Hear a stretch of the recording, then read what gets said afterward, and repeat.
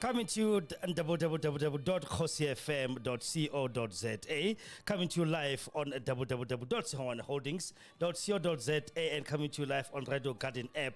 This is the kgosietsile live show coming to you again on every Monday. Political talk here now today.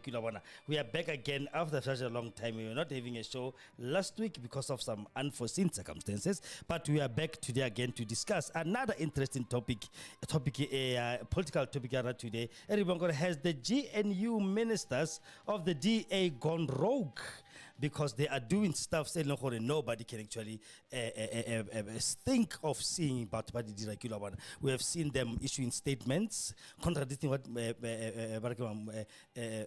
Ramaphosa has done. We have seen them contradicting but the distance from him by Russia, that Russia is an ally. Now yesterday or like over the weekend we saw a tweet Leon Schreiber, the Home Affairs Minister, so we ask ourselves, are we having a government of national unity or having two parallel government in one country? So we're going to be talking to Mr. Matjoi today, Mr. Matjoi Mongale, political analyst, just to answer those questions. So the number is 064-548-7776. If you want to be part of this conversation, please do so. The number is 064-548-7776. But before we can go any further, we are going to pass by our sponsor for today, and then we can be able to continue with our show, and then getting Mr. Matjoi on the line so he can be able to tell us how does he analyze this whole thing. So we'll be back right after this. This show is brought to you by Segongane Medical Services and Clinic. They are private clinic situated in number 70 Affaeis in Westview, Danville. They specialize on the following: primary health care, ailment diagnosis and treatment, including medication, wound care, family planning, well baby clinic, basic ultrasound, laboratory blood services, treatment of chronic illnesses, treatment and management of patients on ARVs, wellness screening, antenatal clinic, HIV services and counseling. They have a pharmacy on site and they are doing CCMDD services as well, OHS clinic, circumcision clinic and abortion services. Their cell phone number is 064-548-7176 or 071-422-8576. Again, the address is 70 Affaeis in Westview, Pretoria West in Danville. Cell phone number again is 064-548-7176 or 071-422-8576. Yeah, that is our sponsor for today, Segongane Medical Services and Clinic. As you said, they are in number 70 Affaeis in Westview in Danville. They don't take any medical aid as yet, but they take only cash, which is $350, their consultation, and separate medicine from the consultation. So we're back again on Monday, the 29th of October 2024, and today's a political discussion today. So we're talking about, is the GNU ministers of the DA going rogue on Ramaphosa, and are you one of the good ones? We'll explain that in a minute. And as I said, I'm going to have Mr. Matjoi Mongale on the line to come and analyze this thing. So Mr. Matjoi Mongale, as you know, our analyst, he's a political analyst there, in a local analyst, and then I don't take people too much. I take local ones because I want to make sure that's working promote the local talent that people must understand and know. We need to nurture those ones and then make them they must be out there and be known and be seen. So we're gonna start first about this one. The GNU ministers by DA that are in the DA at the moment, and the question is, why are they? Have they gone rogue or what? So that's the question. So you can answer me, have they gone rogue? Because we have seen incidents since the beginning. Let me just do this. Let me just put Mr. Matjoi on the line in the meantime. We have seen them going rogue in a minute. They are not really part of this thing, or did they really mean it? I'm gonna be pushing ANC policies, but they're gonna be pushing. I don't know which policies are they pushing. The DA policy, but DA is not in government. It's not like it didn't win elections in a way. So So. We have seen last week there was a BRICS summit in China, right? And Ramaphosa was there. Obviously, he was supposed to be there with the cabinet, but then the DA ministers didn't go. John Stevenson didn't go, Schreiber didn't go, none of his ministers didn't go. Or maybe let's just go back a little bit further out. The signing of the Bella Bill. What we have seen, Bella Bill, we have seen the Bella Bill not being, the minister not being in in attendance when the Bella Bill was signed because she was boycotting the Bella Bill. I mean, she's hey, Mr. Matjoi. Yes, How's it? no, I'm fine, and you, how's it, my brother? I'm good. Okay, let me just do an introduction. Okay. Then we can continue going again. All right, he'll be back. Yeah.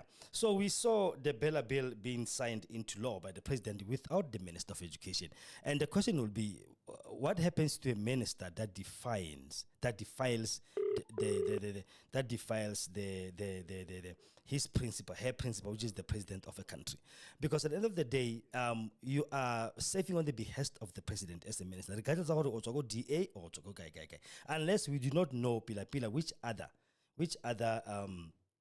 agreements were signed behind closed doors by the D and ANC, because the way they're acting as if we are having a parallel government.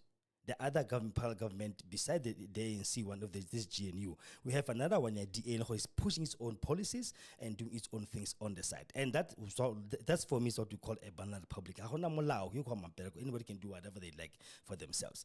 And then we see, and nothing was done by that minister, by the way. The president didn't do anything to the minister. Nothing happens to her. She's still a minister of education now. I don't know if she'll implement the bill itself or what, and what's going to happen from there. Then we see BRICS summit coming through in China, and the president only attended with the other ANC ministers. None of the DA ministers were in presence in that summit. And then we hear, after the president calling China Russia their most valuable ally, John Steenhuisen, the leader of the DA, the DA distanced itself from that statement. Because Bonnie don't see Russia as an ally, but they see Ukraine as an ally. So it's two partners, it's ministers who work at the behest of the president, who work in a government that's supposed to be functioning for people. But then we see them pulling different directions. What is the question? The question would be, why is that? And then from there, we see over the weekend now, Leon Schreiber, the minister of Home Affairs, Lene Atoma, his own statement, and then he had to be called to order by Vincent Magwenya, who is the spokesperson for the president. So I'm going to read his tweet here quickly, and then I'll read even still I'll read even the response of Vincent Magwenya about what is happening. And then from there, Mr. Matjoi, then we can be able to analyze and discuss this whole thing in deep length. So remember, the number is 064-548-776. If you want to join us live on air, tell us what you think about this. Send us a WhatsApp motemo. The number is 064-548-7976. And today's show is the Kgosi live show, as you know, coming to you Monday, Tuesday, Wednesday, and Thursday. Yeah. Let me just go to that tweet quickly. Okay. The Schreiber said, Mr. Matjoi. Yes, I'm ready to go. All right. Leon Schreiber did this tweet, got it 27th of October. I'm honored to announce that in my capacity as a Minister of Home Affairs, representing the Republic of South Africa, there's connotations in those words. Mr. Matjoi, you'll actually correct me as well if I'm wrong. There's connotations in those words. As the Minister of Home Affairs, representing the Republic of South Africa, I've signed a historic agreement granting free visa access to our country for Ukrainian holders of diplomatic, official, and service passports, and vice versa. We continue to see Ukraine as a valued ally, as a valued friend who supported us from the beginning of the days of our struggle against apartheid. That's a joke, that one. Right through to now. I look forward to President Ramaphosa adding his signature to this agreement in the upcoming week, so that we can conclude this important step forward for relations between the two peace-loving nations. Now, let me repeat the last one, which actually is a slap on the face. Mr. Matjoi will correct me as well. Slap on the face of the president of this country. I'm looking forward for a president to add his signature to this agreement in the coming week, so that we can conclude this important step forward for relations between our two peace-loving nations. Now, let's go to what Vincent Magwenya said himself. He said the president is here to sign the minute authorizing the minister to sign the agreement with Ukraine. Nay, it is unclear how the minister can announce signature of an international agreement without prior formal authorization to do so. So, Mr. Matjoi, let me just maybe give my own background before Katanamurenak. What is the job of a minister? That could be the question, right? The minister is supposed to serve on the behest of the president. He's the only one that the president self-appoint himself and put in the cabinet so that they can be able to run ministries, right? So a minister cannot work rogue. I remember this minister, deputy minister, Routledge, I just forgot her first name. She went rogue. Remember, she went to Belgium for an AIDS conference where they're supposed to meet at the Tool House, and she was fired on the spot. She was the deputy minister who challenged the president to take an HIV test publicly to, do the public confidence in public testing, and she was fired. Now we are seeing Minister of Education doesn't attend the signing of her own bill that is for her own ministry. She publicly boycotts it to say, no, now this thing, I'm not going to be, well, if it's signed, I'll implement it, but now I'm not going to be there to sign it into law. How do you implement something which you didn't even put your signature to? That's number 2. Number 3, now we see the leader of the opposition party that's supposed to be in the GNU with the ANC, when the president declare answer abua internationally, not domestically, abu internationally, and then abaya hape publicly abua kanya gore no, ne bone SDA they're distancing themselves from this whole statement. And then we now see this one of Home Affairs, right? First of all, he came in saying that we need to import skills development here. Nursing, according to when nursing is a skill, call center managers are a skill that we need to import into the country from outside. You don't have those things in South Africa, according to Home Affairs Minister DA policy Stabona. And then now he comes again, sign agreement without prior authorization. He was going to be given authorization before, okay, you can sign this thing into law, it's fine.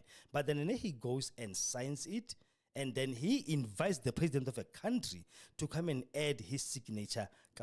So, I, as a capacity of a minister, representing the Republic of South Africa. What does that mean, Mr. Matjoi, according to him? Hello, good evening, Kgosi. Good evening to your listeners of Kgosi FM. Now, thanks for the opportunity given to air my views with regard to developments that are taking place in our country. Yes. I, as an individual, when I took a conscious decision to join politics in 1991, joining the ANC Youth League. Yes. In one of my inductions, as to being informed, inducted into what is the ANC Youth League, what are our functions, objectives, the nature of the struggle, the history of the ANC. Yeah.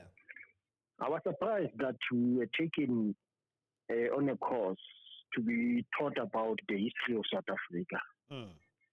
And then back then I was confused. Why? Because I'm in a meeting of the ANC Youth League. Why I've been told about the history of South Africa? And later on, I was then told that South Africa is bigger than the ANC. Yes. The ANC existed because of conditions that happened in the country. So it says to us, we must put the country first. So I want us to agree that we have not reached a stage as a country whereby in all our differences, in all our divergent and dynamic views, horizon of issues that we have. Yes. We sometimes place the political organization over the country. At times, we put our personal views over that one of the country.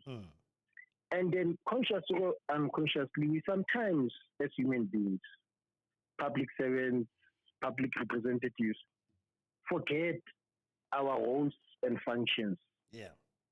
Because I'm going to say, and I'm saying this deliberately, because somewhere in the deliberations of the ministers, they sort of forgot what are their key functions and who's their principal. Yeah. And that thing happens more often in some human beings, be civilians, public figures, representatives, etc., etc. Yes. And then the rule book must then be brought in to remind an individual that you have skipped the line. Here you don't represent yourself, you represent 1, 2, 3. Now, the 29th of May 2024, the South African electorate communicated something to all political parties with a hope that they will put South Africa first. And they did not give any political party the majority votes, with a belief that whatever memorandum of agreement political parties will come to the center, will be pulled to the center with such, will place the country first. Are you saying because I've heard this rhetoric in electorate GNU. Are you saying the GNU was our mandate? No, I'm saying the fact that we did not know, because as South Africans we did not consult each other, that let us make sure that the ANC loses power. But the result displays that ultimately the result dictates that political parties must come to the center, all of them. And from the GNU at the moment, or come together to do it. And form a government. Now, I'm talking form a government. As to whether you call it a minority government, yes, a GNU or whatever, it's something else. Because GNU is just a title that was designed in South Africa. Yeah, because I don't want it might have happened in other countries, government of national unity. Yeah. Let me not say it's uniquely a South African concept. But the fact that the votes did not give any political party the outright majority, it therefore propels all political parties to swallow their pride and say, how do we move the country forward? And remember, there was also a dictate of the Constitution and also from IEC that failure to form government within a certain period of time will go for a rerun. Which you should have so done. We are told. Which we should have done, because now we should have done that rerun, because at least now could actually stand. Because what we're having at the moment, Mr. Matjoi, do you believe, or is it a parallel government, or is it really a government in South Africa? Or we have another government running beside this one, ANC, because it seems like we have got two centers of power now. Now, I'm driving towards that center. All right. I'm driving towards that center. So what I'm trying to say, political parties, the ANC, we are told in their own space and narrative, they said, let's call others and say, let's form government. But that did not only come because there was an anticipation from the ANC research unit that the ANC would get between 40 to 45. Yes.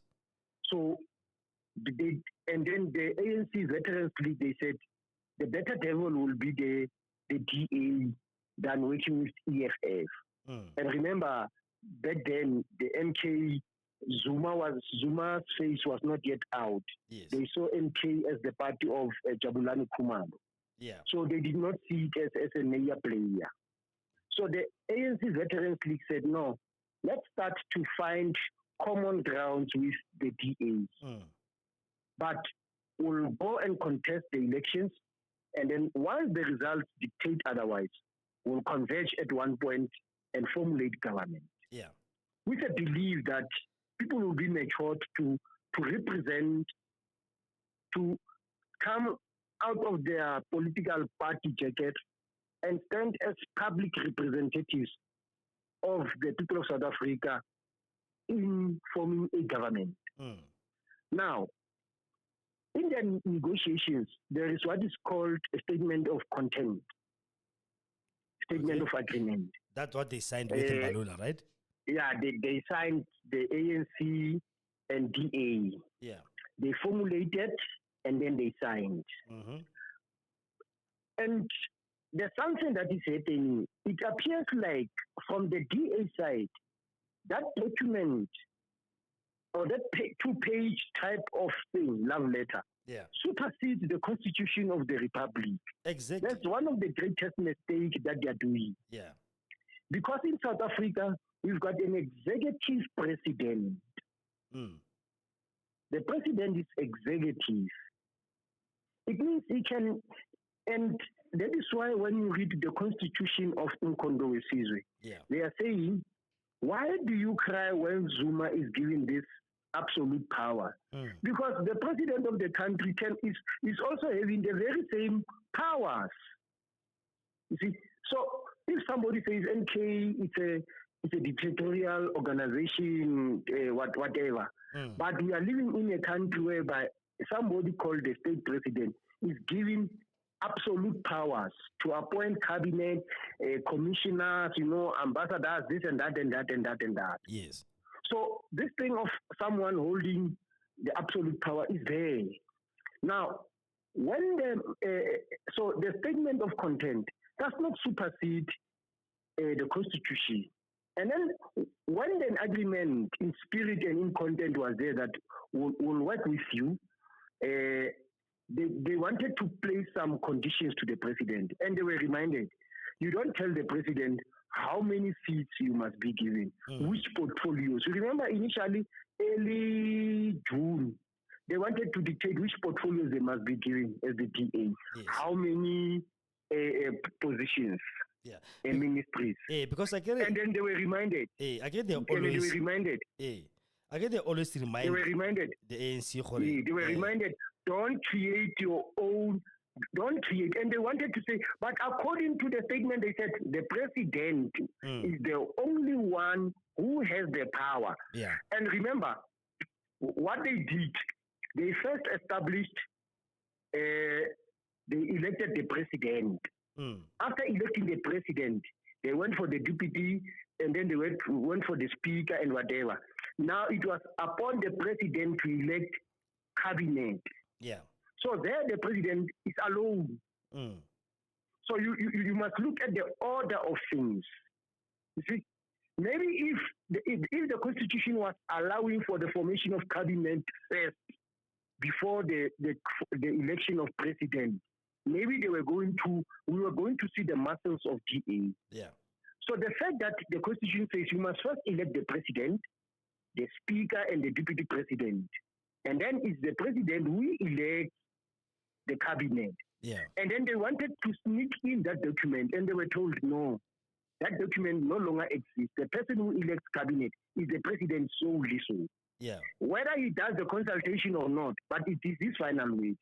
So back then, we should then see as South Africans that the weight of that document was now decreased to a toilet paper. It no longer holds. Yes, they will at all material times refer to it that you lost and you are violating the content of the statement of content. Yeah. Now, when the president was at Russia,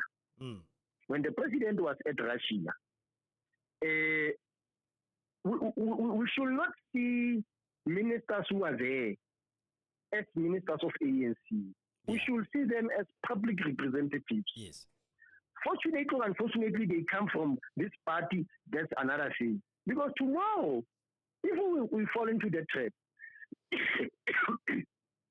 tomorrow we'll be told, and if we can entertain it as South Africans, we'll be told that people who went there are black, people who went there are white, people who went there are males, people who went there are females, people who went there are lesbians, people who went there are Christians. Tomorrow we'll go there. So we should not allow ourselves to be reminded that people who went there are members of the ANC. Those are ministers. As to whether they come from, this thing doesn't matter. When the president went to China, he went with Steinhazen, and he had to comply and behave as a minister, not as a DA minister. She's not a DA minister. She's a minister of agriculture for everyone. Yeah, and how do you explain this one? They distance themselves from this thing. How do you take that one? Yeah, I'm getting there. I'm close to it. Okay. Now, the president spoke. The president, when he was at Russia, spoke as the president of the republic that we've got this relationship with you. Yeah. You see, we've got a relationship with you, Russia, BRICS member states, etc., etc. The only thing maybe it might be when he brought the historical background, because he didn't speak as the president of the ANC. He was speaking as the president of the country. Of the country, yes. So, yeah, so maybe the president should also be careful at times to distinguish between a president of the country and president of the ANC. But did you mention ANC that time? No, you remember when he speaks about Russia was there with us during the time of apartheid. South Africa and Russia were never allies. The only political party that was in ally with Ramaphosa, who was a member of the ANC, it was when he was wearing the cap of the ANC. Yes. So what I'm trying to say is that the president must somehow be careful when he speaks as the president of the republic and when he speaks as the president of the country. You see? Because that creates a loophole for other people to emerge wearing their blue jackets. Yeah. But put it aside, the president spoke as the president of the country. Put him there. Now these ones, the blue tray, the DA, they've got the right. When Helen Zille challenged the president, Helen Zille is not in the executive. She's the federal leader of a political party. They are free in terms of our democracy to air their dissenting view against what the government does and what the ANC does, what the PAC and whatever. They are allowed. Yeah. They are within their political space to do that. Yes. So when Helen Zille speaks, we should not be worried. And we should not say, no, she's running a parallel. No, she's outside. But when Steenhuisen speaks and the Minister of Foreign Affairs speaks as the Minister of Foreign Affairs, it then becomes a problem. Yeah. Because they are not members of GA. They are members of a cabinet, government. Yeah. Or let me say cabinet. Yes. You see? That's where the problem. That is why when you read the letter that fellow of Home Affairs wrote, he says, I as the minister with the what, appointed by who? Yes. So she can say that. She can say that. But when you read that letter, it says to the reader, the content of this thing is incomplete up until the president adds. So it's up to the president to add or subtract. So he's sort of giving the president the only thing to add. The president said, no, I'm going to sign that thing that you have written, but I'm not going to add. I'm going to subtract, or I'm going to multiply, or I'm going to divide. Or I'm going to so stop. He should not dictate. Because according to Vincent Magwenya, ne? The president is here to sign a minute. Ne? That means minutes authorizing this person to do these signatures. He's not allowed to do it like he's done it on his own. He still needs to get authorization to do that. That's when the president will add his signature in that document. Another mistake. Another mistake that he did. That is why I'm saying we should then draw a distinction when people speak on their own, when they speak on behalf of the political party, forgetting their mandate and forgetting who's their supervisor. Yes. Now, DA, in most cases, they want to speak as if they are not part of cabinet. They want to speak as members of DA. Yeah. Unfortunately, for me, when I go to Home Affairs, I don't see Home Affairs being led by DA. I see Home Affairs being led by a public figure. Yes, he comes from DA, yes, but he represents all of us. Yeah. I'm a teacher. My Minister of Education, Rougue, I don't see her as somebody who's from DA.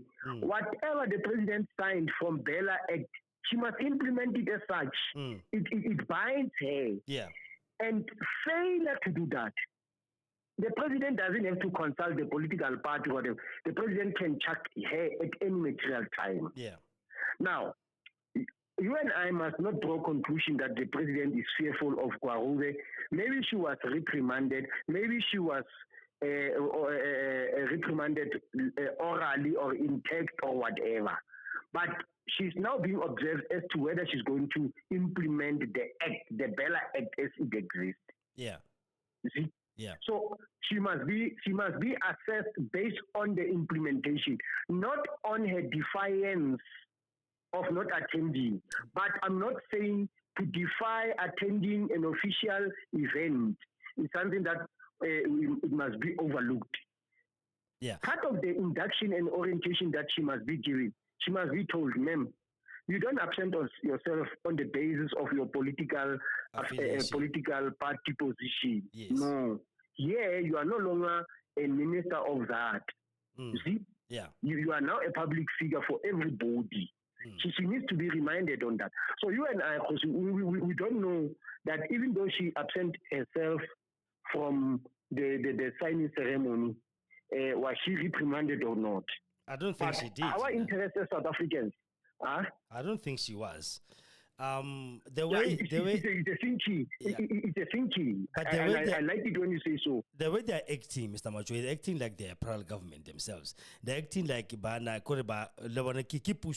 they'll always remind the elections. Frank Chicken had to take to Twitter as well. We are so tired of a DA always reminding us that we didn't win elections. We need to win elections outright once and for all, like before. Do you know what Helen Zille said? Good luck with that. So, it's what do you think? Do you think there was this statement of intent? Was there another one happy that was signed, Because it seems like there was another one signed, airing. You've got the same powers as executive government does have. So whatever that we do it towards what we implement as the DA policies or not. Like, it's like they're in power ruling with ANC and Ramaphosa. Akit, what do you think? Now I'm thinking. You see, I'm talking about what I think is that the behavior of DA is like, because they are the ones who initiated this GNU type of setup. Yes. They are the only signatories, forgetting that there are other parties that came in. So if they pull out because they are posing a threat every time they are threatening the ANC, if they pull out, the ANC with these that are remaining there, they will still constitute government. Yes. In the event, they don't get 50+1. There are these other small parties that are ready to join in. Yeah. So, hence I'm saying it's about time that DA through Helen Zille and everybody, that they must see that statement of content, it has been reduced to a toilet paper. Yeah. It has been reduced there. Yeah. And this constant reminder, it only irritates those who are sensitive. I saw Reverend Chikani saying, no, these people And these people, they think that one of the things that they used against Cyril Ramaphosa was to say, we will work with you and we will never brought this pala issue against you. Yeah. Now there are two things. And white people from DA, they are not aware that black people in South Africa, they are polarized, but not to an extent that they will have wanted. Yeah. Number one, if DA pulls off from Government of National Unity, and they think that they will then bring in the issue of pala against Cyril, it will still go back to Parliament, and black people in their simple majority as blacks will do what the ANC did when they were in majority. And it will be possible that even EFF can come in, even and MK can come in. Yeah. You see, there is that possibility because people are now starting to observe the arrogance of DA, and they are not being calculated because they have kept the ANC, EFF, and NK polarized. But with this constant reminder and irritation, they will make people to say, whilst we differ with ANC, but certain individuals will not allow the ANC to be thrown to the lion's den. Yeah. Let us save the ANC, and as black people or as black political parties, will then iron out our differences in our own way. And that will be very detrimental to DA and maybe just to say white people in general. You see? Yeah. Or in particular. So they need to be very careful. Yeah. But what I'm saying, there's nothing wrong for Helen Zille as the leader of DA to constantly make this noise. But we remember what Frank Chikan is a member of the ANC Veterans League. And the Veterans League said they are irritated by the noise made by EFF. You see? So we want to see to what an extent will they be able to absorb this irritation that comes from DA, where DA reminds them on regular basis that remember you did not win, you did not win. Yes.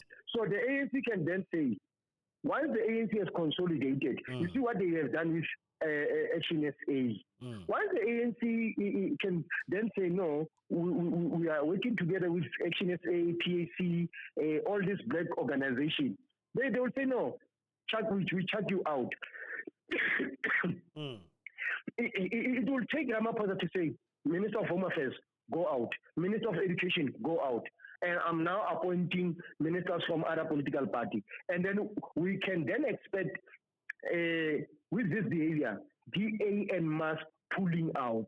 But it will not collapse the establishment of government calling for early election. Because the only time when the ANC does that, it will have made sure that black organizations are now in agreement with them in terms of running government in the way that suits us, or us as black political organization, and then other differences will be best managed. Yes. You see? Yes. And because we have never seen black organizations reminding Ramaphosa that, remember, you did not win, because they know that he is an executive president. He has an executive power. Yeah. You see? So this one, they think, like I was saying, the statement of intent supersedes the constitution. It does not. But I don't have a problem when Helen Zille does this irritating noise. The only problem comes when Minister of Home Affairs, a Minister of Agriculture wants to speak this way. And education, they're just acting as education. And those that will be doing that in future. It will then irritate the president. And once the president has balanced the forces, he will shut them out. And they will be the biggest losers. They will be the biggest losers. And then it will say, it will bring black political parties together when going to 2026. Because it will then say to people, you see, white people, white organizations are ready and prepared to undermine any position and utterances that are being made by a black president. Because a civilian will not see Helen Zille as a leader for a political party. They will always see a white person always opposing a black person. And we should not allow a situation whereby our politics go to that level. You see? But them disagreeing at the level of parliament as leaders, we don't have a problem. There's another incident, Mr. Matjoi. Paul Mashatile was announcing a inaugural national dialogue.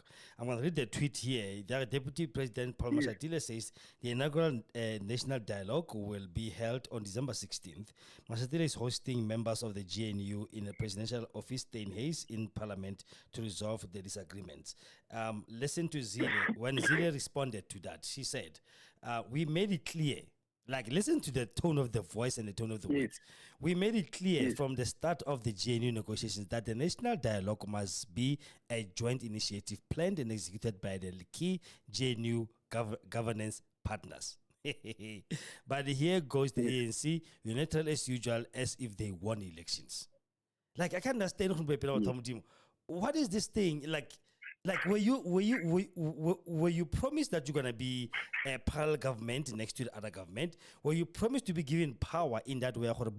Now you're gonna have power on your own to implement your own policy and do your own things. Why every time Google Zille it's fine. She can do that. It's okay. But then why is this now like an understanding? No, it's like there's another agreement that was signed by these people beside this statement of intent. What is your take on that? Come again, re-ask your question. Negere, when do you think there's another agreement, but it was signed by Ramaphosa Lebabangwe? Because now read this statement of intent. I read that thing. There is no big thing inside. Just very but foster the biggest parties they make decisions. That's like the overall thing. And with consultations, the ANC cannot do anything on its own without consulting them. So now, even on national issues that Adiba affect, do they now have to be consulted? National dialogue, as if they are rulers next to us.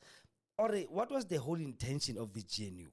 Was it not to put other parties into the cabinet, that they must head ministries, but governance will belong to the ANC? What are we talking about here? In actual fact, this thing demonstrates, Kgosi, and to your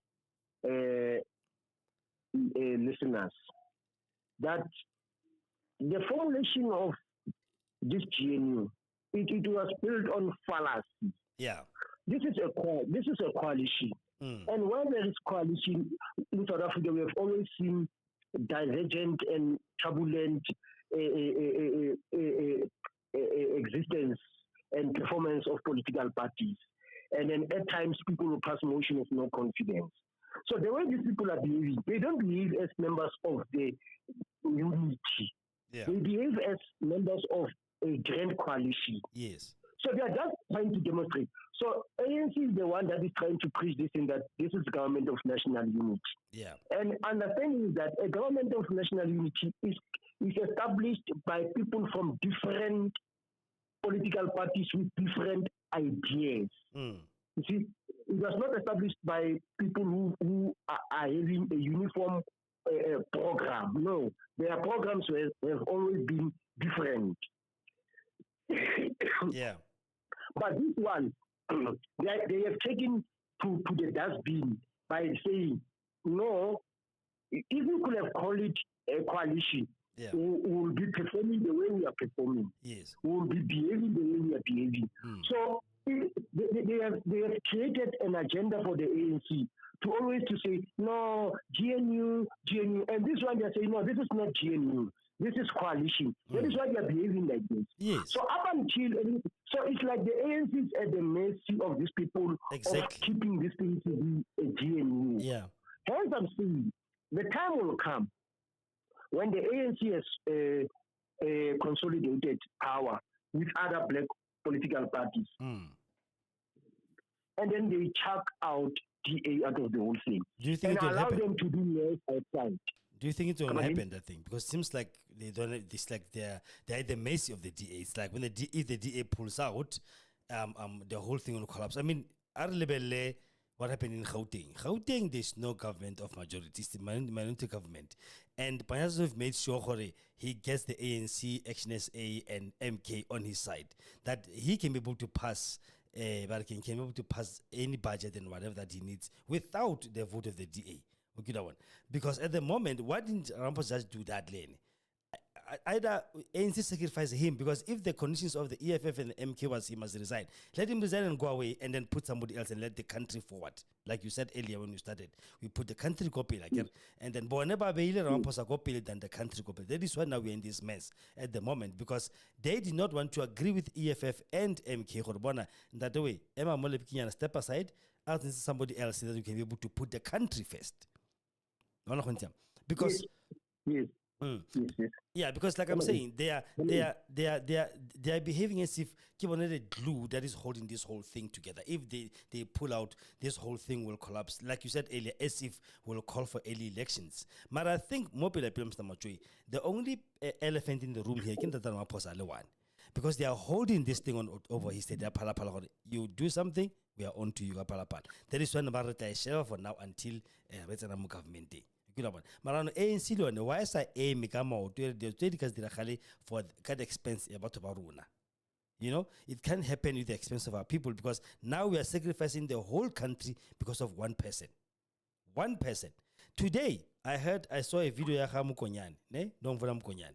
She is so anti-DA, you will think she's not even in the ANC top 6. or we know DA is a racist candidate. We know DA about the separate development. I'm like, but guys, you let one person dictate to you how you're gonna take the very same DA and put in the government. You know, what are we people are or whatever was happening? Akit, what's your take on that? No, I agree with you to some extent that you see the ANC as a broad church, made out of different motive forces, stratas, and classes.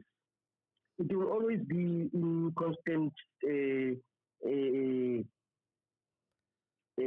conflict with itself, but find a way. It's just that what dominates in the current NEC, it is people who are pro-Ramaphosa. Yeah. Who you and I will be asking, why can't they say to the president, what is it that these people are having against you at the expense of the organization and the country? Now, that's the first thing. I saw over the weekend that there are those who are saying the ANC must reconsider the issue of Jacob Zuma appeal, etc., etc. I don't know on the sidelines. There are those who are saying, no, don't chuck out Zuma completely from the ANC and entertain this appeal, etc., etc. Yeah. Maybe there is a way that some leaders in the MK, they might be saying to Zuma, your difference with Ramaphosa can be best managed elsewhere, but MK and ANC can work together. Yes. Even this one of EFF, maybe there might be people who say the problem between Cyril and Mushabi can be something that can be managed somewhere there. You remember the key meeting. When the key meeting was held, there were people who coordinated that meeting. And the team that was coming from Zuma, they were saying, President Zuma, we know you've got personal strong issues against Malema, things that are personal, that Malema did to you. Yeah. But for the purpose of the key meeting, and they also said to Mushabi, Malema, we know there are certain things that you said against Zuma, or certain things that Zuma did against you. But for the purpose of the key meeting and what we want to project, don't raise these issues. Raise issues of commonality. That is why the key meeting brought these two members together. But their differences are there. I want to believe even the difference between Cyril and Zuma, Cyril and Malema, Malema and whoever, there can be a team that can say, can we best manage your differences there, but and then we keep the three organizations together. Because there's somebody who said, you see, the ANC did not necessarily lose the elections. Yeah. But the ANC spread its votes through its factions. The Youth League faction that is led by Malema, and then another faction led by Zuma. Yes. Because when you take the two votes of MK and EFF and add them to that one of the ANC, you can see that this is the single ANC. So it's just a matter of factions and then the egos of some leaders. So I'm saying, and you are correct to say, why can't people talk to Cyril and say, no, move aside, or let's deal with Helen Zille the way we should deal with her. Yes. But strategically, we don't know what are the other sensitive issues that makes Cyril Ramaphosa as a person and as the president, together with those who are supporting you, to say, this is not yet the time for us to act this way. And I want to believe the time when the president will be doing that is when they will have been sure that they have consolidated support from other black organizations, so that when the president acts by pushing out these DA ministers outside, you will then be able to replace them with those that come from MK and those that come from EFF and formulate a government. And then the issue of the land the issue of nationalizing, the issue of this and that, will be part of issues that will be managed along the way. Yes. But yes, you are correct to say it appears like, and then this thing of Helen Zille or DA using the issue of Pala Pala against Ramaphosa, it will not fly. It will not fly because they will then need the majority of which they don't have. Okay. You see, so my reading when I observed this thing over the weekend, I said, I know the ANC. I think there is something that they are doing.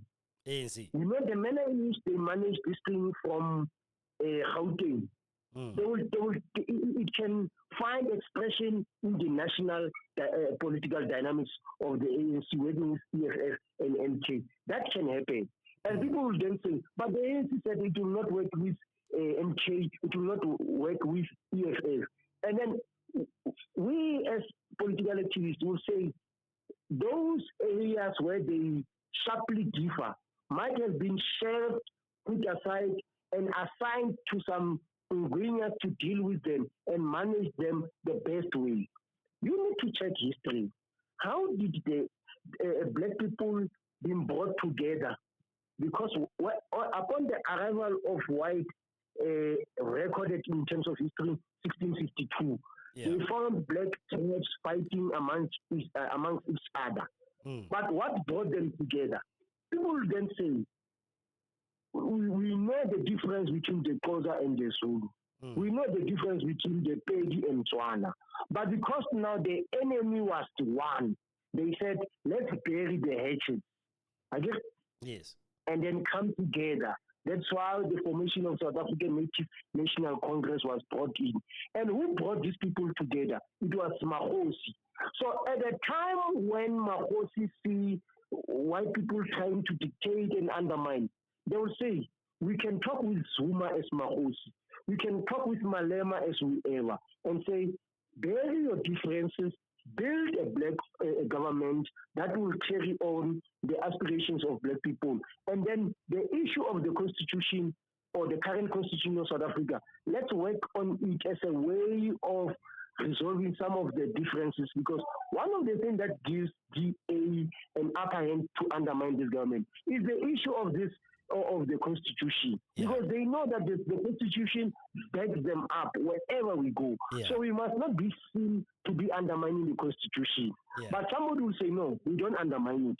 We'll go there and call for the transformation, the formation of a new constitution that will be African in character, that will recognize Kgosi to be the structure that must advise government this and that and that and that and that. And where will it put black people, DA? It will then put them at the periphery. So hence I'm saying, I don't know why some people, members of DA, can they see what this constant agitation gives to the ANC and black organization? It gives them now the power to centralize and unify. Thank you. Oh yeah. And now even I'm thinking about Twitter at the moment. I think Fikile Mbalula is having a press conference or something, and then the headline, I think, Ramaphosa rejects a visa agreement. I hope it's true. I hope he has done that, because that's why, again, at the end of the day, how a president of Ole president, you cannot just be undermined like that. I mean, how do you just go and send an international agreement? Even Mamuketi Parking issued a very long tweet condemning this. So that's why, again, because now you show the world you don't respect this person as the president of a country. You can disagree with him here locally. It's fine. But for you to go out there and tell them internationally and sign an agreement, that's going to put this country to something. And it's like there's nothing happening. It's like, okay, so what? So I'm looking at it now. I keep thinking is he doing a press conference at the moment, and he's talking about Mbalula says Ramaphosa is not going to sign the visa-free access agreement between South Africa and Ukraine. ANC Secretary Fikile Mbalula has stated that President Cyril Ramaphosa will not sign the visa-free access agreement between South Africa and the Ukraine. Let me just continue this tweet. The decision follows the Minister of Home Affairs, Leon Schreiber's announcement that he has signed an agreement granting visa-free access for holders of diplomatic, official, and service passports between the two countries. However, Vincent Magwenya, spokesperson for the presidency, called into question the validity of Schreiber's decision, saying that the president has not yet authorized the ministers to sign any agreement with Ukraine. Yeah, it's again. Pila more mapereko but we need to yeah. No, we shouldn't be surprised, Kgosi and your listeners. We should not be surprised. In fact, this marriage of convenience, it has long expired. Yeah. We only having the marriage certificate. Yeah. But the relationship between partners is sour and it was not going to last. Hence, the Malema said it will not end well within a period of 12 months. So, and there are many things, there are a lot of things that are going to happen that are going to agitate DA and they will be forced to walk out. Yeah. Like, I yesterday, you and I will doubt that Ramaphosa, what Mbalula says, that Ramaphosa is not going to sign that visa, what. Yeah. And what if he does that? Yeah, exactly. But because the ANC now, they are being irritated by this thing, I want to believe it. Yeah. I want to believe it that coming from the special NEC and observing the behavior of a DA, yeah, I will believe that this is a stance that the ANC is taking, that now yeah. And the ANC will only do that once they have realized that no, we have consolidated support with the PAC, Action SA, what. And then we all know DA does not necessarily have a problem with ANC. DA has a problem with both EFF and MK. Yeah. And any inclusion, let's wait for EFF coming from their National People's Assembly. Maybe they will say, let's go and negotiate a stake in the so-called government of national unity. Yes. That on its own, it will make DA to move out. And that is why, because DA could have long moved out when the Bella Act deal was signed into an act. Yeah. DA could have, when you listen to what Helen Zille said, they could have walked out. Yeah. But because to them, the bigger picture is not allowing this one act making ANC to bring in EFF into the picture. They remain there. Now there is a Russia thing. Yeah. Now there is a Russia thing. They think they will scare the ANC. The ANC, they are insisting that no, we are going on, we are moving on with our position. There's something that is going to come in very soon that is contrary to what was signed for in the statement of intention. You see that they will further get aggravated. Yes. You see? Yeah. Now my reading is that DA, they want to keep government of national unity intact, whilst at the same time they consolidate their base in Western Cape.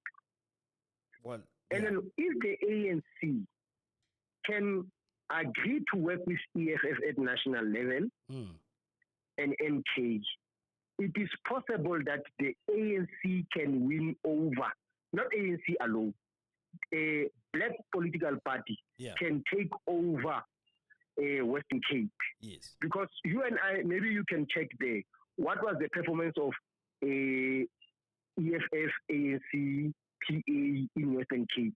And with the possibility of MK coming in, if you can look at the three, PA, ANC and EFF in Western Cape, and add them and see what is it that it can do to DA with the possibility of MK going to participate there. Yeah. That will bring the end of DA arrogance in Western Cape. Yeah. Because my reading is that in the long run, DA wants to establish the Israel and Gaza type of agreement in South Africa. One day, in 2070, our children will not visit Western Cape without producing visa from one province to another. Yeah. So that's the long-term plan of these people. Okay. Yeah, because I'm gonna try to play that video now if I can be able to get it now. I'm gonna try to play that video and we will clip it on the and then we'll take it from there. Just yeah, because I'm gonna try. I just wanna log into another Twitter account on the tablet here. So the number is still 0645487176. I'm in conversation with Mr. Matjoi at the moment. Are the DA ministers going rogue in the GNU? And then another question that we're gonna go in is: are you one of the good ones? Are you among those who are said to be the good ones? And we'll interrogate that as well.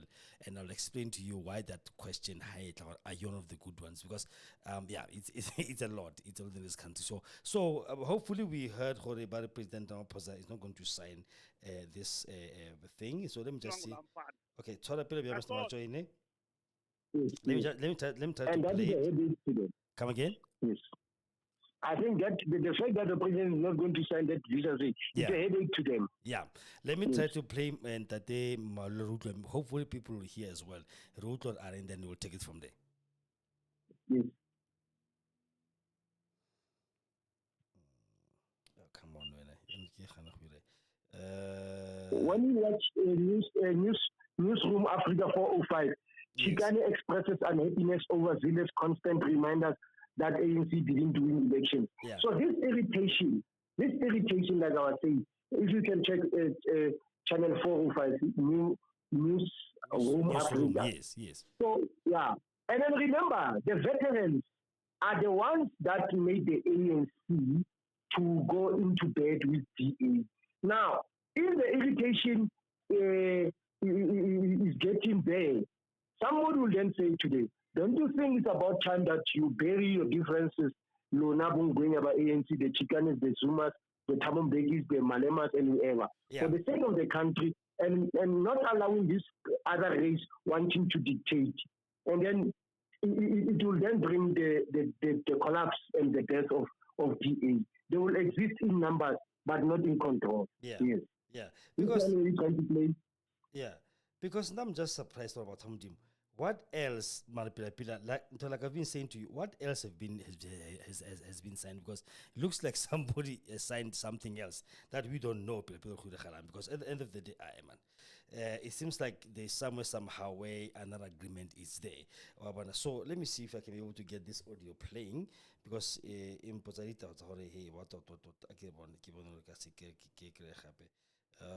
okay, no, it's fine. We'll play it maybe at the end of the show, Mr. Matjoi.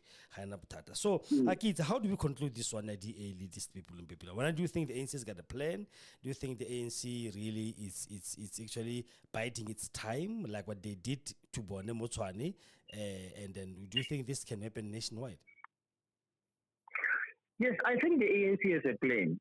This continuous resistance against DA, it shows the ANC has a backup plan of other black organizations. And I think it will require the Tambo, the Mandela wisdom, wherein they will have to swallow their pride and say, whilst we don't have a problem to work with MK and 123, whilst acknowledging that their dictate was that it will only work with you provided Ramaphosa is not the president. Yeah. Let's agree that with EFF and MK that this item you cannot dictate to us, because if EFF and MK dictate to ANC that we will only work with you when Ramaphosa is out, the ANC also has a latitude to say we will only work with you when Malema is no longer your president. And who has the power to dictate to other organization who must be there, who must not be there? Yes. So I think they're winner, because I know the ANC. It's one thing that they can best manage and say, this one is against what a DA is doing. Which one is best manageable? Yeah. Because I'm telling you, a lot of differences between ANC and DA is going to emerge on regular basis. And are we going to have this thing emerging whereby we have been made that the DA is running a parallel state? It's tiring. It's tiring. The time that the president has to spend to clarify the Bongwe Abu Mama is the time that we were supposed to be thinking on developmental agenda. So it's really tiring. So I think, like you were asking, is the ANC having a plan? Yes, I want to believe they are having a plan. As much as they can work with EFF in Gauteng and in other municipalities, that thing, they can find a way of working with them, whilst acknowledging that they've got certain areas which are of mid-term, long-term differences that can be resolved. Because it will be up to the ANC to say, but the issue of Zuma, the issue of Zuma, this and that, it's something that we can forgive and forget and let go. Yeah, they can do that quantitative thing and let go. Yeah, you see, because if they could forgive other political party leaders on some of their heinous crimes that they committed, why would they not forgive Zuma for whatever mistakes that they say he might have committed, for other mistakes that Malema might have committed? You see, for the sake of peace, because the undermine is also the undermine of DA at global stage is more serious than the undermine that when they do it internally. Yeah. Hence, I'm saying if Helen Zille howls at Zuma at Cyril locally, like national, we don't have a problem. But when a national minister says, but when a national minister of Home Affairs says, I've drafted a memorandum of agreement with Ukraine, it makes Ramaphosa, when he meets members of BRICS, they see Ramaphosa as a lapdog. And nobody wants to be seen that way. So I think they're working the ground. There might be a set-aside meetings. I know the ANC, because it's not like Zuma is not reachable. It's not like Malema is not reachable. And there are areas that they can say, we disagree on this one, but on this one we agree. Because there are some members of the ANC who say, but the issue of nationalization is not an EFF issue, it's an ANC issue. What we need to do is, how do we put those matters moving forward? All right, like I try to this video because I think it really be. Hold on for me, Mr. Matjoi. Just listen to this one. Thank you. All right. What is GNU? And what does it mean, GNU? And not say that GNU is the DA. Is it Gezeli DA Jigemnyango? And as we are Gezel. But why is Gezel? It's because we did not win power. We did not win outright majority. But it doesn't mean even with the less that we have, we will succumb. We will fight till the end. And you must have faith in our leadership. I sit at Luthuli House. I sleep. I know Matamela will never sell us out in leading the ANC in that GNU. Uyabona kukhomnye umfana apha uthi usayina into yase Ukraine uyageza uyaphezulu naphansi ama comrade abilile ngaphansi kwekoloro andibilanga tu ngoba ndiphola apha enhloko ndiyayazi umongameli akazuyenza lanto ifunwa ngulamfana akasoze andinaxhala. I know the ANC will succeed. This political education is helping us. We must have confidence in ourselves. Sikwazi ubona wrong, no right, no tengisa, no ngatengisi. All right. Now I thought maybe he was actually issuing a statement, saying, well, he's not gonna. So if he says he's not, like, or assume he might not do that, it's not even concrete, Mr. Matjoi, don't you think? Remember, he's not in government. He can't speak with a dictate. But he's giving you the spirit of the NEC and the feeling of the National Executive Committee. So they are also watching Matamela to do that. Because the ANC can't publicly be seen trying to dictate to the government what to do.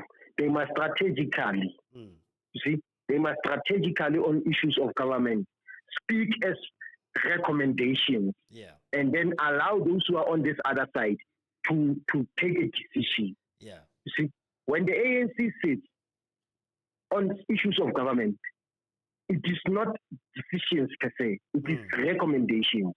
There will only be decisions when they are being implemented at the level of government. Yeah. So the ANC Lekgotla comes with recommendations, and those recommendations are being given to the ANC deployees.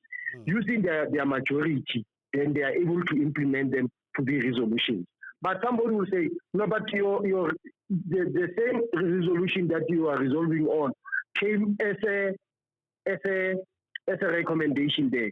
Then they will then be told that, remember, in South Africa we've got representative and participatory, and our government is formed by political parties, so there's nothing wrong with it. One thing key that Mbalula is also raising is the issue of political education that is lacking in the ANC comrades today. And that thing has killed the ANC to some extent. I think one of the things that made ANC to realize that for them to lose power, it was not only on the base of people losing trust. They let things to be too loose in terms of not having control of state-owned enterprises. Yes. Like, how do you govern and you let this media to be so independent? Was Zuma wrong to have CNN 7? Because AN7. Because other media houses, they were not speaking good of government. That's what he said. And then Zuma said, let's have our own channel that is free. People can reach out and we can do that. Yeah. And they agreed, but later on, because there was a battle, they saw it as a propaganda or something that they can use against Zuma. But somewhere tomorrow, they will come out and say, we need to have our own channel. Yeah. And we don't have to make this thing too broad to a point that they cannot be best managed. Because democracy, my brother, democracy must also be managed. You let it flow on its own, you will even regret. You, the initiator of democracy, if you don't manage democracy, you will regret that you brought it in. Yeah. So why are the black people are the ones who are having a serious problem with corruption? As if corruption started when the ANC took over. Exactly. Yeah. You remember when Zondo Commission came in, there were those who were saying, no, don't bring Zondo starting point to be 1998 or whatever. They said, no, let's start from 1993. And others refused because they were working on a specific target and mandate back then. But had they extended the period to say, no, let's start from 1993 before elections, a lot of white people were going to be implicated in the corruption. You see? So look how they denounced and wanted to attribute the issue of nuclear deal between Zuma and Russia as something that was bad. Yeah. But today they are considering it. Even the Petro SA, Flashy Vambo actually mentioned that they used that as some sort of corruption looking when Zuma was saying we must guarantee 20 billion to buy a stake in an engine so that the security. And we have a stake. It's a way of nationalizing. Exactly. So they used it as if it's a corruption thing. Yes. So, you know why people did not vote, black people in majority did not vote for the ANC? Yeah. Because everybody's like corruption. As if black people are the only masters of corruption. I was saying this today when I was driving to Mafeking to somebody. Give me any person who is not corrupt in South Africa. Yeah. And let's define how is corruption done. Let's go to issue of electricity. Can we be told household that people never attempted to buy the 250 or 30 electricity that has high 250 or 30 electricity? Yeah. Can we be told? Yeah. Now, yesterday's sinner is now saying to you, because I sinned yesterday, and you are now seeing, you are now a sinner today. I'm better or you are worse than me. Yeah. No, it's not like that. Yes. You see, so I think one of the ANC is going to do as it reaches out and renew itself. It must teach its members that don't believe everything that you see. Yeah. Somebody said, even sugar can also be confused with salt. Exactly. When you see sugar, don't believe that it's sugar up until you taste it. Yes. It may be salt. You see?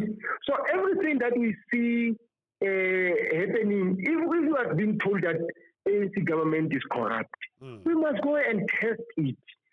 But also analyze who is saying this person is corrupt. Was he not corrupt himself yesterday? And if he's not corrupt today, maybe it's because he has arrived. But I'm not trying to justify corruption. Look at what the people in Libya did. They removed Muammar Gaddafi. They were told that Muammar Gaddafi was corrupt. They only realized later on that they spoiled the country because they were told that Muammar Gaddafi is doing 1, 2, 3, 4. What Gaddafi did as an individual, as against the benefit that they got as the nation, free education, free this and that, was it necessary for them to turn that country into what it is today? Yeah. That's not necessary. So we always allow other people to provoke us. They told us to go to school, and education is the best key to success. We went to school. We've got many graduates. But today, they are able to send somebody who's the highest standard pass is standard 9 to be a minister. Exactly. I read in one of the researches, in most cases amongst white people who finish at tertiary level between boys and girls, it is the girl learner or student. The boys, once they get matric, their parents take them into farming and say, this is the wealth. So they made us to overlook the issue of the land and think that prosperity will come through education.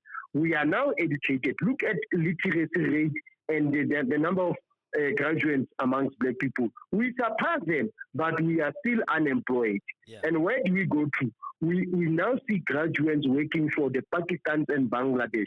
And you see this Pakistan and Bangladesh who are having the local economy. If you look at their education, they are worse than us. Yes. So we have been fooled here. When we do things on our own, people cast aspersions. People made us to be doubtful of ourselves. But when it's done by them, it's honky donkey. Everything is fine. So it's about time that as black people we rise and say no.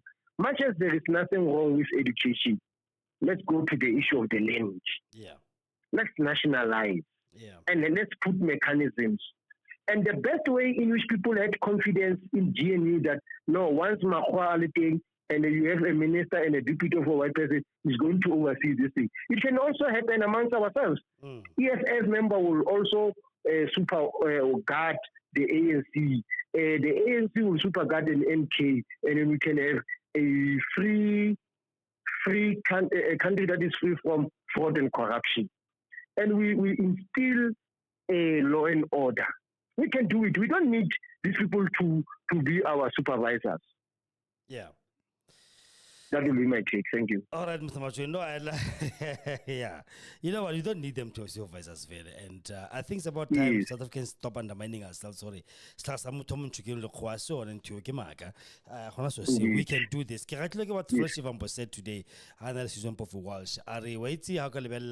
The quality of candidates that the MK have. The skills somewhere. If they say take government today, government to run efficiently. If these people have been this government for a very long time. I listened to this. I heard him say, yeah. Yeah, so today EFF we released a statement alone. Today to 28th of October, Monday. We released a statement and I'm gonna read then like ritual ladies on the other question. Are we one of the good ones? Yeah, the economic the EFF notes the announcement by white privileged Democratic Alliance Minister Minister of Home Affairs on social media, stating that he has signed an agreement granting visa-free access to South Africa for Ukrainian holders of diplomatic, official, and service passports. As the EFF, we state it categorically that we vehemently reject this agreement signed by the DA Minister of Home Affairs, who clearly is discombobulated about who South Africa allies are. We criticize the signing of an agreement granting visa-free access for all representatives and operatives of neo-Nazi regime of Ukraine as the ultimate betrayal of our strong solidarity with the Russian Federation.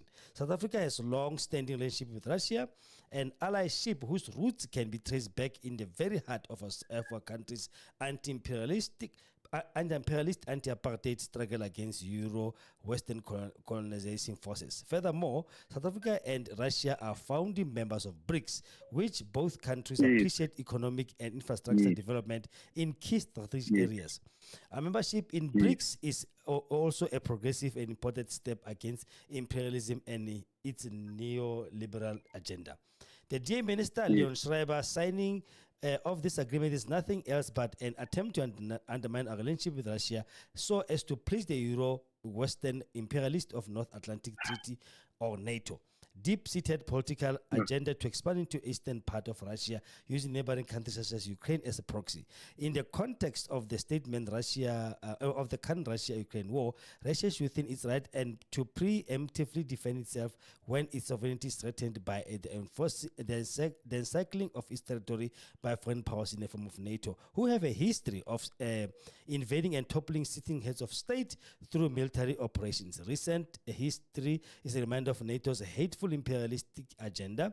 It invaded Libya and violently murdered President Muammar Gaddafi. It has left Libya, once a world-class country, in absolute ruins. Another typical example is the invasion of Iraq and killing of Saddam Hussein by the United States under the guise of looking for weapons of mass destruction, WMDs, which were never found. Schreiber also must know that as a country, we will not be cajoled into accepting an agreement that seeks to either direct or indirectly aid Western, Euro-Western imperialism. I can go page 2, I think. Page 2, I think. The DA continues to demonstrate its vile disregard for the progressive steps that government has taken against imperialism.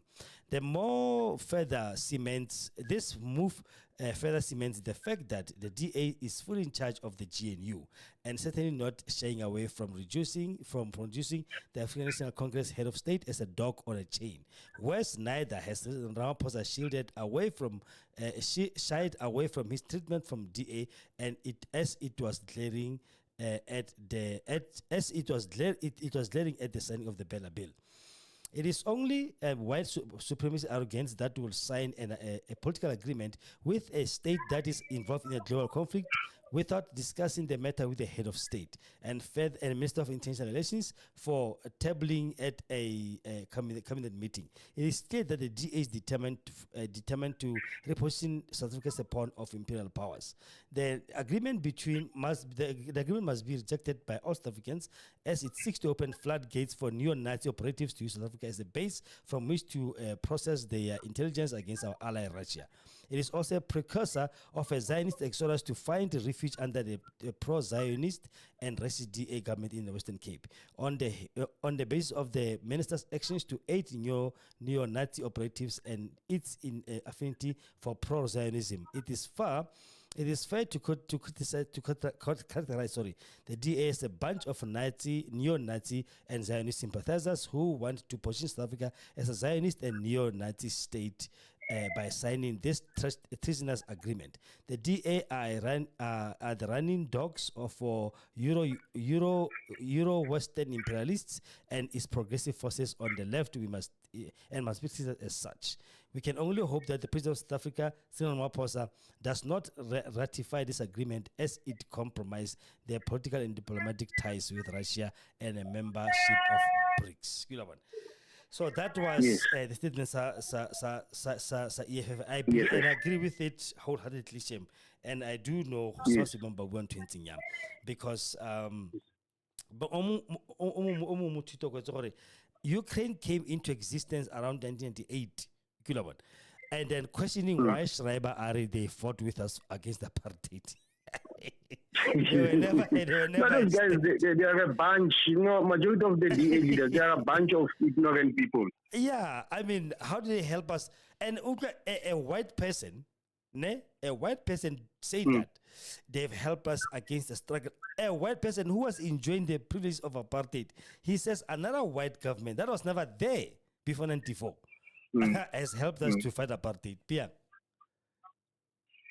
No, I think it's frustration. It's frustration, but the president is not going to sign. I want to believe so. Yeah. So you can see common areas. You can see common areas between ANC and EFF. Maybe even MK, they would say something similar, close to that. Yeah. You see, so you can see that ANC, MK, EFF is the same political party, same people, but because of their egos and differences in terms of leadership preferences and one holding one grudge against the other, they then went separate ways. Yeah. But somebody will then bring them to one side and say, why do you fight? Because the enemy is one. Because the three of them, ANC, MK, EFF, will never agree with anybody who comes against them and against Russia. They will not. So that issue of foreign relations, it's one thing that shows that we are not far from each other. Yeah, yeah. All right. Yes. I'll jump into this one, Mr. Matjoi, before it's all like 9:30. Are you one of the good ones? Let me ask you that question. Are you one of the good ones? From which angle? Why do when a white person calls you a good one? It means what? When you see them praising me, know or I've betrayed you. Mr. Matjoi? Hello? Hello. Hey, Wakopola. Kera Samara Mashele, he said a statement one time. Where the time you see white people praising me, know that that's the time I've betrayed you. So whenever a white person calls you one of the good ones, do you agree with that? Are you one of those? And do you know the implications of that statement when they call you one of the good ones? Yeah, for me, I'm just a minion. I will regard myself as one of the good ones or one of the bad ones because they don't know me. But they will only do it to a prominent black leader, one of the good ones, if they can control him. Yeah, exactly. Yes. Somebody whom they have, who has power, access to disturb their progress. And if they succeed in putting him on a detour, then they will call him one of the good ones. You and I are just minions before their eyes. Because the ones that are good ones are those that are not affecting their agenda of superiority, whiteness, their agenda of not disturbing their peace, their quo as well. Segregated, sport, etc., etc., etc. Yeah, that is the only time. So that question can only be asked to somebody who is prominent as a political leader who always come into constant contact with them and then raising issues that they sometimes respond to. So you and I, we are just minions. We are not prominent. We are not known. We are just civilians who are just known at local levels. But like Samora Machel was correct, the minute they do that, you should know that once they call you one of the good ones, you should know that they've got control over you. Yeah. You're not disturbing their peace. Exactly. Yes. You go through Twitter and you see those kind of statements from every white person. Especially now they are taking Mr. Mashaba Kapilo Limoya at the moment because of what he did in Motswan. And I got one tweet here that says, Mr. Mashaba was very excited when you started Action SA. This one is from Lionel Prinsloo. I was very excited when you started Action SA. The people you associate with will define you, sir. And being so close to your EFF ANC alliance defines you as one of them. I'm truly disappointed you could have been the one. How do you analyze that? How do you Yeah, you must analyze that? remember one thing. Yeah, you must remember one thing. You see, the coming together of blacks Yeah. is a problem to some Yes. whites. Yes. To all of them, not some. But the coming, I can never say yeah, some. and then the coming together of whites is a good thing. Yeah. When DA comes together with AfriForum and everything, to them it's civil, it's progressive, it's whatever. But when black people come together, they've got a serious problem. You see, because they know that we will permanently be polarized. Mare, you know, even the devil knows that Matjoi and Kgosi will permanently disagree. But if Kgosi can swallow his pride, or Matjoi, or somebody comes in and mediate, and then we attend the meeting, you know what happens to the devil? He holds the belief that, but even in that meeting, they will never agree. Yeah. And the devil awaits the outcomes. Yeah.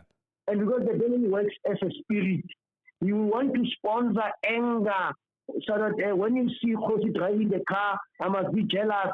But once he sees us embracing each other, drinking, and then you do this, he becomes angry. Yeah. Like it's happening in marriages. The devil doesn't want unity that exists in family. But when a husband and wife fight, the devil he becomes happy. Yeah. But when the husband, knowing that my wife is wrong, but I'm going to forgive my wife, and I'm going to orientate my wife that this thing must not ever happen again. The devil will then say to the husband, in a form of spirit, you are a coward. Yeah. You have given out. You have allowed your wife to pull you with your nose. But the wise man will say, no, my wife made a mistake. I will forgive her, and moving forward will work. And I will set up programs for my wife not to do the very same thing. Yeah. And the devil becomes disappointed. When they come together as Freedom Front plus DA and It's okay. AfriForum, Yeah. there's nothing wrong. Yeah. But when ANC and the others, NK and EFS come together, they see Panyasa undermining Ramaphosa. So they will always have a problem with that. Yeah. There's another tweet hearing, your rampant ego get the best of you is disappointing. And then another lady, ha moaraba mo umraring, are ekai this one tweet at the moment. Are no, don't worry, don't worry, maybe the real Hemen will come forward. Because I can babone the real Hemen huaka bo their own look. Because Moki Bute a WhatsApp group, which we are constantly over more the locality the councillor more what 60 at the moment. So because of high right, and he's so arrogant more radio about to, and just engage, he's just doing things on his own. So now I challenge him because of that. And the guys didn't remove me from each and every portal more 6 So some people ask me, some white people here ask me, please, can you please open up a WhatsApp group where we can be able to vent our anger and speak freely without being in fear of against you. Okay, sharp. I opened the group and I told them, listen, the group, not service delivery research, discussion is more, announcement, crime and discussion. So we are free to talk whatever I talk, it's fine. Sharp. So it has been okay all along until Keta the anti-DA stance. You understand? Not myself. And then all of them, Mr. Matjoi, at the moment, there are no more white people in that group. One of them wrote, it's so disappointing to finally see the other side of the face. I'm like, what side were you looking at, Shame? Or what side were you hoping to see? Or what side did you think you're going to find more? Because now I know my politics and I know where I stand. So I can understand which side did you think of? When you are taking Councillor Yamo Ward 60, it's okay. He's black like me. He's an ANC like me. If you attack him, it's fine. If you attack the ANC, it's okay. You guys even live in you know, let's take EFF, same thing. Mara here buwaka DA or any Afri-Forum, especially around here. Now you are all of a sudden now see the side of the face. You are so disappointed. You didn't think this, blah, blah, blah. What is your agenda? I'm like, okay, so it's okay for us to attack black parties, but we can't attack a white one? Like, how does it work? Hence, that is the narrow mentality. That is the narrow mentality of these people. You know, they were dead sure that Mashaba will never reconcile with the ANC. Yeah. They were dead sure. Yeah. Now, you know, the genes, when you put your the chromosomes, they will pair accordingly. When the male and the female during that process, no, that's really they will pair. Some marapo, they will pair. Yeah. Finally, there was no way that this man will finally agree with these people. And he found senses because his relatives might have also influenced him to say that these people are also using you. Yeah. They are short of their permanent disregard for ANC. Yes. You can differ with the ANC on the issue of economic model. You prefer capitalism, they prefer a socialist or a mix, whatever. But the hatred that we have shouldn't be going there. And he disappointed them. I see because actually Michael Beeman, he is now found in between because now they are now working with the ANC. He's no longer as critical as they used to be. Yeah. Yeah. Lena, I don't see him. Do you see him succeeding for a long time? Do you see him staying in that position for a long time? Because I go to DA, this boy. Remember, he's from the DA, right? I don't see him remaining there. Even HNSA, it may collapse. It will remain as a black organization. Why do you think so? Because the stance that HNSA is taking and coming from Gauteng, you know, it is spread to other provinces that there's no need for you to fight these people. Work together. Where you disagree, note the disagreement. But for a permanent hatred, it doesn't work for us. Like we are saying, when it's for them, it's good. And when it's for us, it's dead. Bad. Yes. And we can't be, we are independent. They should no longer view us like in the past. Yeah. We are global today. We are very analytic. We are very clear. That is why I'm saying the difference between or amongst ANC and EFF, one day somebody's going to manage it. Believe you me. Yeah. I'm Argeson because now shame I refuse to be one of the good ones, Mr. Matjoi, and I'll never be one of the good ones because the moment you have betrayed. I've seen this. I remember Kiloko Oats Warring, ne? I was on a mission trip. I was the only black amongst all these white people. And, we will sit in a house. They will all sit on the table speaking, maybe like it's Africans, speaking Afrikaans, and they'll be talking about the ANC, how critical they was. The ANC is terrible, blah, blah, blah. And I'm sitting there watching TV. They don't even care what it is. There's a black person sitting there, and obviously, and then, okay, how Nalebone talking, and then you interject over it. But guys, you can't speak like that against people like me. I'm black. No. When you are one of us. You are one of us. When you are one of us, you're not like them. Do you understand what I'm saying?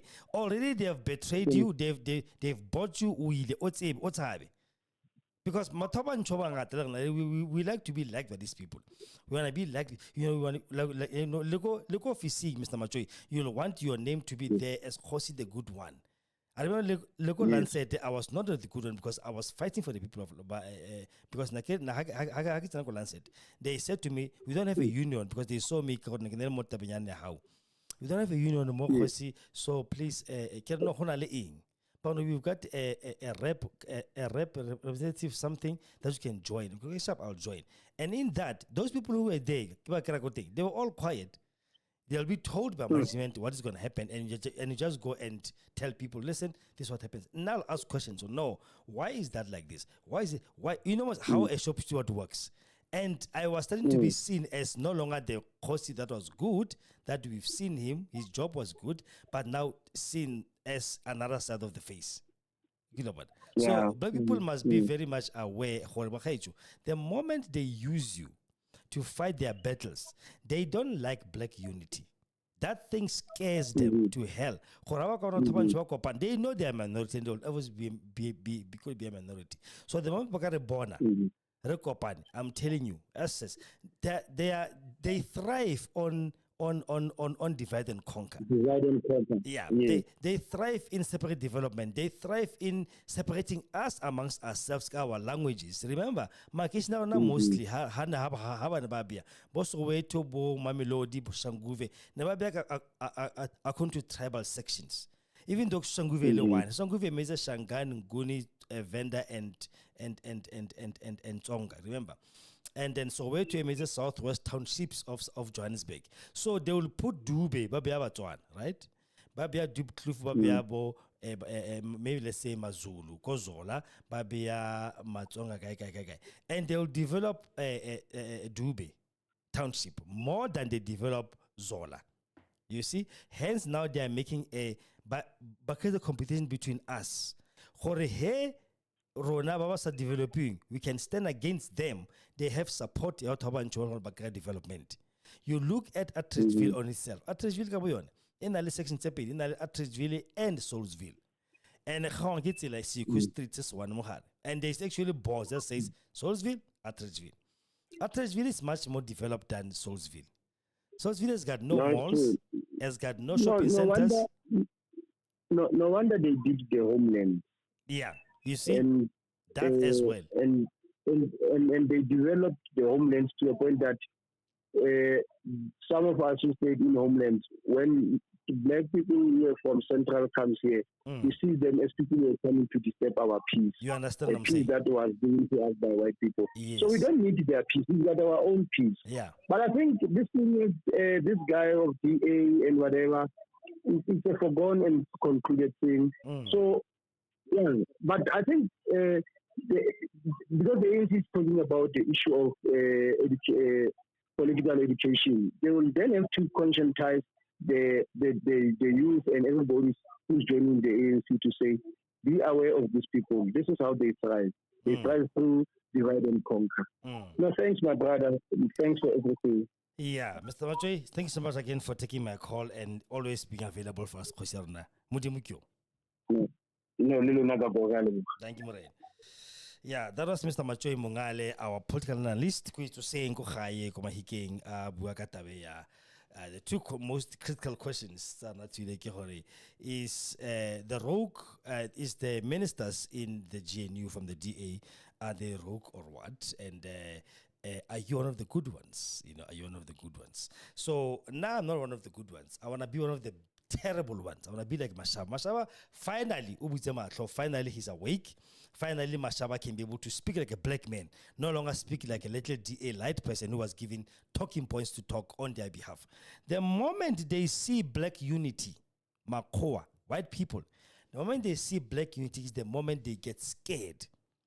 The moment they'll preach Swat Khefar. Look what they were like towards this so-called GNU formation. They were talking about the doomsday coalition, remember, between the ANC, the EFF, and the MK. The doomsday, stuff is going to be destroyed. But they themselves go and sleep with the very same ANC. Because they don't want to see black part, because they know if the ANC was to meet up with the EFF and MK, they're going to have 70-something%. They will change the constitution. They will do everything with no consultation to these people. Something which was supposed to have been done from the beginning of this whole thing. We were not supposed to give these people even one shred of power. But 94 happened for a reason. 94 happened, we are changing not from one government to another, like we've been doing ever since 94. We are changing from one system of hatred to a new system that's going to allow everybody, but mostly to concentrate on black people who were mostly marginalized and destroyed by the very same system that made these people so powerful. So this whole thing of adopt this thing at Rainbow Nation, our leaders were bored. Okase Mandela Peace Prize, but to go declare the than to do Nashana mo bichi mola party just to be arrested to make a statement. Now, after getting that Nobel Peace Prize, comes back home, we are all Rainbow Nation. Mandela announced the Christian's death. He emphasized on the point that it was a white person that reported Christiani being shot. They had to. They were his neighbors. They had gunshots. It's not something which is very special. They had a gunshot. The man was dead. They have to call and say, there's a crime that just committed there. It's not like this person went out of their way to make sure this is, we need to, we can't have this Black Death and whatnot. No. He was just doing a civic duty by calling the cops because someone is just being shot in front of his gate. The fact that Helen Zille wrote about Steve Biko's death, the real death, because they said he hanged himself, but she actually wrote what consequences and repercussions came after to her. 0. Okay, she was still working for Daily Rand Mail. She was still, eating her Matthew Pozamo challenge. Helen, apartheid. Where were you having your lunch and tea? Were you having it with your black colleagues on the pavement? Or you had a very nice tea room with air conditioning that you can go and enjoy your lunch, go and your tea room? And she could not answer him. They must not come here and try to act as if they care about us. They do not care about us at all. They care about themselves. They actually cannot comprehend the truth. When you confront them with the truth, it makes you their enemy. It's so disappointing to see the other side of the face. What face were you looking for, man? What were you trying to? Did you think that I was going to come here and open up a portal that's going to destroy another black man forever and not go after the other ones? No. I was going to go after the very other ones because here it's fair. It's fair. The moment you speak like this, you are dividing the community. The moment you show them their mistakes, you divide the community. The moment you show them this was not supposed to be done, you divide the community. This democracy was supposed to be on their own terms. This democracy was supposed to be done according to where born, their own terms. No. Democracy. And then when now you're gonna do this because I'm saying blah blah. I'm allowing you. I'm giving you your freedom. So these are the terms and conditions that you're going to have to follow so that you can be able to enjoy. One, you don't talk about apartheid. You don't talk about the past. You don't talk about the question, like the thing how you are still poor. You don't talk about the thing how you are still rich. You don't talk about anything. You don't touch our privilege. You don't touch our houses. You don't touch anything. We just continue as if nothing happened. We just erase the slacks, blankets, and non-white signs from the benches, from the banks. We no longer have separate schools. No. We do have separate schools because now we're going to have the African schools that are going to enforce our culture because we need to self-determine. We need to still keep Orania. We still need to keep Botley Fontaine. We still need to keep this white supremacy going on. We still need to advocate for Cape independence because it's our culture. We need to preserve our culture. Because by saying having only white-only schools have been attacked and discriminated against by people but that doesn't want an African to practice their own culture. Apartheid culture nana. Apartheid is a law that was issued by food. Is it a culture continue? Is it part of your culture? Hey? That you must separate yourself, you must not help other people to do whatever, you must hawk all the things for yourself, you must enslave other people. That is your culture. It's a disgusting culture. I don't want to be part of that. And now you are teaching these things to your own kids, unfortunately. So do not be one of the good ones. Look when they start talking stuff, don't want to be liked, Mozalwan. Don't like to be liked, Mtomunchu. Don't want to be accepted by these people. They do not accept you. They tolerate you. There's a difference between accepting somebody and tolerating them. They are tolerated because they have a choice. They can't go anywhere.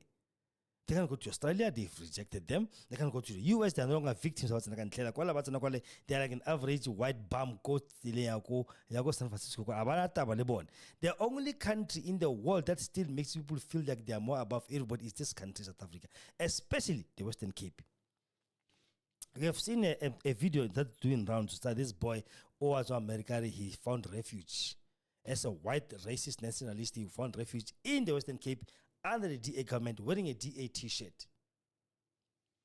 I'm gonna play. Maybe you don't think there's some. I'm gonna play it. And then we take it from there, and then we can close the show.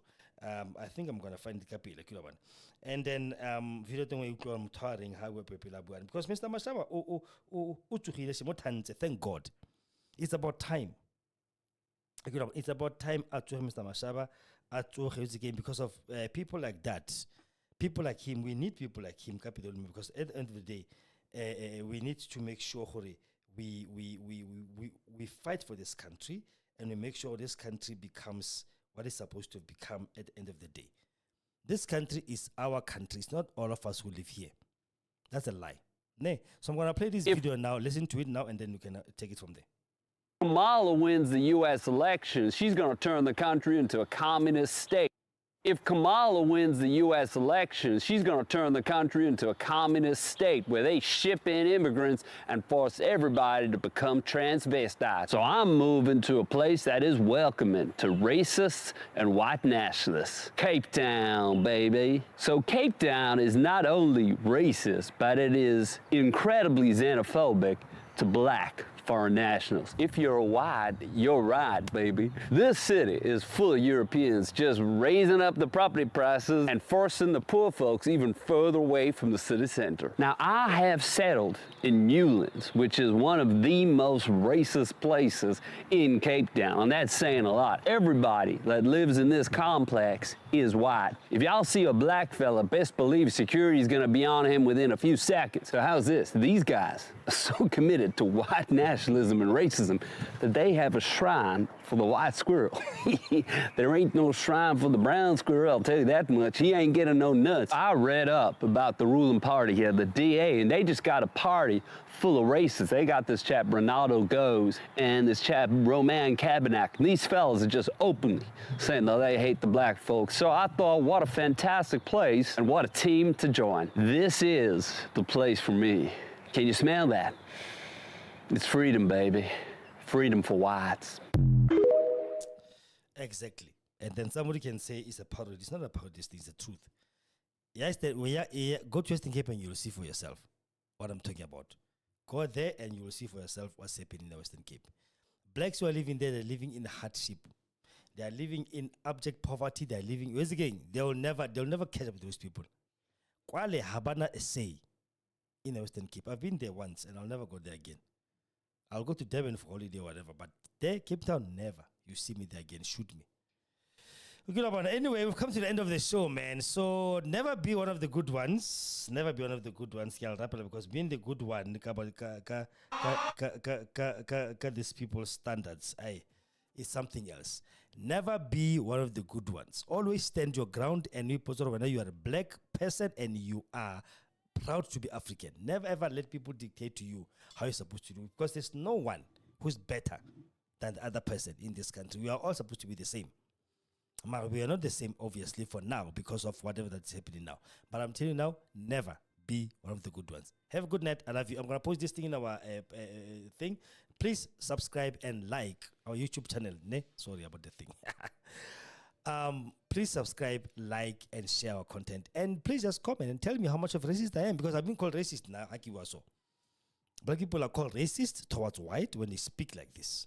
You're not supposed to say anything about apartheid or Tamudimu. You can't be stuck in the past. Oh, you leave the past alone. Yeah, it happens in this country. Nowhere else does it happen that people can never be led to be so free. Hence, a minister can just go and sign an agreement, an international agreement, or jumper the principal high, or jumper the minister of international relations, and he goes and signs an agreement with another country, not his own house. Another country. That's how stuff falls in this country. Shame. Got these people. Lamola, Minister of International Relations, he's supposed to be signing these things, or even authorizing them, because we send him over there to go and do this thing. Instead, because about tweet. Yeah, that's how supremacy works in the mind of these people. That's how supremacy. So, Bon. Anyway, it's fine. Thank you so very much for watching today and listening to me. renting, and thank you for Mr. Matjoi. So please like, share, subscribe our content. Go YouTube. The name of the page is the Kgosietsile live show. Go there, just search for this episode. You'll find it tonight. I'm gonna drop it tonight, and then you can be able to enjoy it more. And please subscribe, as I said, subscribe, share, and just comment. Tell me how much of racist I am. Good night. Bye.